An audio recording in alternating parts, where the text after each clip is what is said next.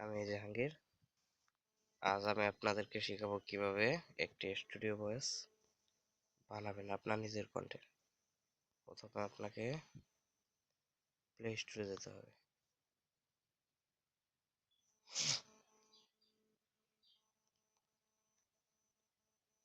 গিয়ে সার্চ দিবেন VICE voice CHANGER voice changer search করলেন। সরি, বানানটা ভুল হয়েছিল। 2 নাম্বারটা দেখতে পাচ্ছেন, ইনস্টল দিয়ে দেবেন। আমার ইনস্টল করা আছে, আমি এখন শুধু ওপেন করছি। এরকম থাকবে। এখন আপনি জাস্ট রেকর্ড এ অডিও তে ক্লিক করবেন।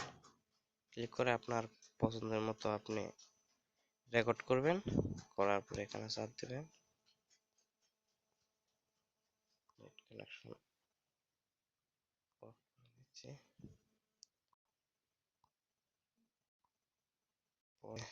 এই ঘরের মতো একটি চিহ্ন দেখতে পাচ্ছেন, এখানে চাপ দেবেন, সেভ দিবেন। ব্যাস, ভয়েসটি হয়ে গেল। শোনাচ্ছি আপনাদের। আপনার পছন্দের মতো আপনি রেকর্ড করবেন।